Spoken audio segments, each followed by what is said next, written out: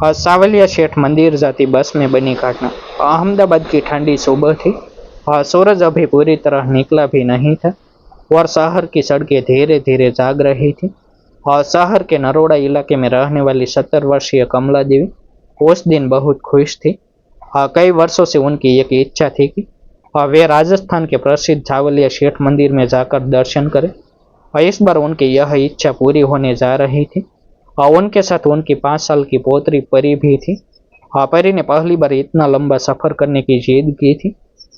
उसकी बड़ी बड़ी आंखों में उत्साह भरा हुआ था। वह बार बार पूछ रही थी, हाँ दादी, सावलिया शेठ भगवान कैसे दिखते हैं? कमला देवी मुस्कुरा कर उसे भगवान कृष्ण की कहानियां सुनाती जा रही थी। सुबह 6 बजे दोनों अहमदाबाद बस स्टेशन पहुंचे। मंदिर जाने वाली विशेष बस यात्रियों से भरी हुई थी। किसी के हाथ में प्रसाद था, कोई भजन गा रहा था, तो कोई परिवार के साथ हंसी मजाक कर रहा था। कमला देवी ने बड़ी मुश्किल से बस में 2 सीटें ढूंढी और परी को खिड़की वाली सीट पर बैठा दिया। बस धीरे धीरे चल पड़ी। यात्रियों के चेहरों पर भक्ति और उत्साह साफ दिखाई दे रहा था। बस में कंडक्टर का नाम राघव था और लगभग 35 वर्ष का राघव अपने काम में बहुत ईमानदार माना जाता था। वह हर यात्री से विनम्रता से बात करता और सभी की मदद करने के लिए हमेशा तैयार रहता था। बस में चढ़ते ही उसने सभी यात्रियों को टिकट देना शुरू कर दिए। जब वह कमला देवी के पास पहुंचा तो उन्होंने 2 टिकट लिए और बैग से पैसे निकालने लगी। तभी उनकी नज़र खिड़की के बाहर चली गई। बस तेजी से आगे बढ़ रही थी और परी रास्ते में दिखाई देने वाले खेतों और पहाड़ियों को देखकर खुश हो रही थी। करीब 2 घंटे बाद बस एक ढाबे पर रुकी। यात्री शाही नाश्ता करने उतरने लगे। कमला देवी ने परी का हाथ पकड़ा और उसे साथ लेकर नीचे उतर गई। दोनों ने चाय और समोसा लिए। परी ने जिद करके एक छोटी सी खिलौना बांसुरी भी खरीद ली। कुछ देर बाद बस फिर चल पड़ी। यात्रा आराम से आगे बढ़ रही थी। दोपहर के करीब बस राजस्थान की सीमा में प्रवेश कर चुकी थी। रास्ते में भजन बज रहे थे और यात्री भी साथ में गुनगुना रहे थे। तभी अचानक परी ने कहा, दादी, मुझे पानी चाहिए। कमला देवी ने अपना बैग खोला, लेकिन पानी की बोतल नहीं मिली। उन्हें याद आया कि ढाबे पर शायद वह बोतल वहीं छूट गई थी। उन्होंने थोड़ी चिंता के साथ इधर उधर देखा और तभी सामने बैठे एक यात्री ने अपनी अतिरिक्त बोतल उन्हें दे दी। कमला देवी ने धन्यवाद दिया और परी को पानी पिलाया। सफर आगे बढ़ा ही था कि अचानक बस के पिछले हिस्से से शोर सुनाई देने लगा। कुछ यात्री किसी बात पर बहस कर रहे थे। राघव तुरंत वहां पहुंचा और मामला शांत करवाने लगा। उसने समझदारी से दोनों पक्षों को समझाया और कुछ ही मिनटों में माहौल सामान्य हो गया। यात्रियों ने उसकी तारीफ भी की। कमला देवी मन ही मन सोच रही थी कि ऐसा जिम्मेदार कंडक्टर आजकल बहुत कम देखने को मिलता है। करीब 1 घंटे बाद बस एक सुनसान इलाके से गुजर रही थी। सड़क के दोनों ओर पहाड़ियों और जंगल थे। तभी परी ने धीरे से कहा, दादी, मेरा गुड़िया वाला पर्स नहीं मिल रहा। यह सुनते ही कमला देवी चौंक गई। उस छोटे से पर्स में कुछ पैसे, एक छोटी तस्वीर और परी का पसंदीदा खिलौना था। उन्होंने सीट के नीचे, बैग में और आसपास हर जगह देखा, लेकिन पर्स कहीं नहीं मिला। परी की आंखों में आंसू आने लगे। कमला देवी भी परेशान हो गई। तभी राघव टिकट चेक करते हुए वहां पहुंचा। उसने पूरी बात सुनी और तुरंत घोषणा कर दी कि यदि किसी यात्री को गुलाबी रंग का छोटा पर्स मिले तो वह उसे जमा करवा दे।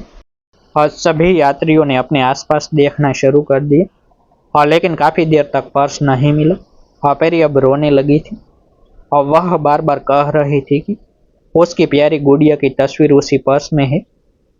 कमला देवी उसे चुप कराने की कोशिश कर रही थी, लेकिन वह मान नहीं रही थी।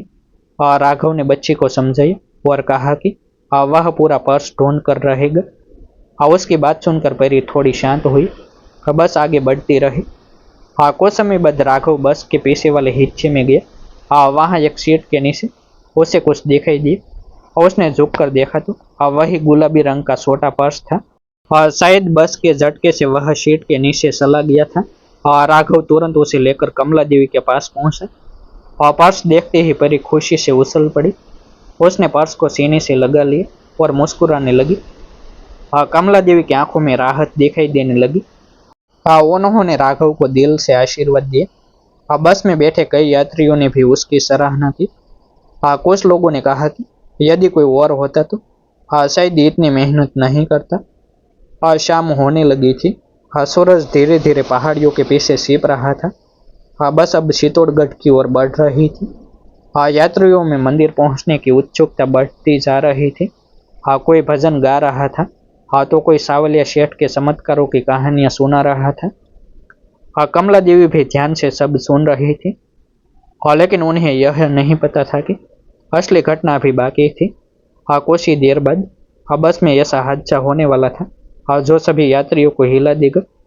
एक ऐसा रहस्य सामने आने वाला था जिससे न केवल कमला देवी और परी की जिंदगी बदलने वाली थी, बल्कि कंडक्टर राघव का साहस भी पूरे सफर का सबसे बड़ा उदाहरण बनने वाला था। बस अंधेरे की ओर बढ़ रही थी और यात्रियों को यह एहसास भी नहीं था कि अगले कुछ मिनटों में उनकी यात्रा एक साधारण धार्मिक सफर से एक रोमांचक और भावनात्मक कहानी में बदलने वाली है। बस रात के अंधेरे में चित्तौड़गढ़ की ओर बढ़ रही थी। अधिकांश यात्री भजन सुनते हुए आराम कर रहे थे। तभी अचानक बस के आगे जोर का झटका लगा और ड्राइवर ने तेजी से ब्रेक लगाया। पूरी बस में हलचल मच गई। कुछ यात्री अपनी सीटों से उठ गए और बच्चों के रोने की आवाजें आने लगी। कमला देवी ने तुरंत परी को अपनी बाहों में कसकर पकड़ ली। ड्राइवर और कंडक्टर राघव नीचे उतरे तो देखा कि सड़क पर एक मोटरसाइकिल फिसल कर गिर गई थी। एक बुजुर्ग व्यक्ति घायल अवस्था में सड़क किनारे पड़ा था। रात का समय था और आसपास कोई मदद करने वाला नहीं था। कुछ लोग डर के कारण बस से नीचे नहीं उतरे। लेकिन राघव बिना समय गवाए उस व्यक्ति के पास पहुंचा। उसने अन्य यात्रियों की मदद से घायल बुजुर्ग को सावधानी से बस में बैठाई और प्राथमिक उपचार की व्यवस्था की। कमला देवी ने अपने बैग से पानी निकाला और घायल व्यक्ति को पिलाया। थोड़ी देर बाद जब बुजुर्ग को होश आया तो उसकी आंखों में आंसू भर आई। उसने बताया कि वह भी सावलिया शेठ के दर्शन के लिए जा रहा था। लेकिन रास्ते में दुर्घटना हो गई। यदि बस समय पर नहीं रुकती तो शायद उसकी जान बचाना मुश्किल हो जाता। यह सुनकर बस में बैठे सभी लोग भावुक हो गए। किसी ने पट्टी दी, किसी ने दवा दी और किसी ने उसे सहारा दिया। उस पल बस में बैठे अनजान लोगों एक परिवार की तरह दिखाई देने लगे। घायल व्यक्ति बार बार राघव और यात्रियों का धन्यवाद कर रहा था। करीब 1 घंटे बाद बस मंदिर के पास पहुंची। दूर से जगमगाती रोशनी और मंदिर की भव्यता देखकर सभी यात्रियों के चेहरे खिल उठे। कमला देवी ने परी का हाथ पकड़ा और मंदिर की ओर बढ़ी। दर्शन की लंबी कतार थी, लेकिन उनके मन में अद्भुत शांति थी।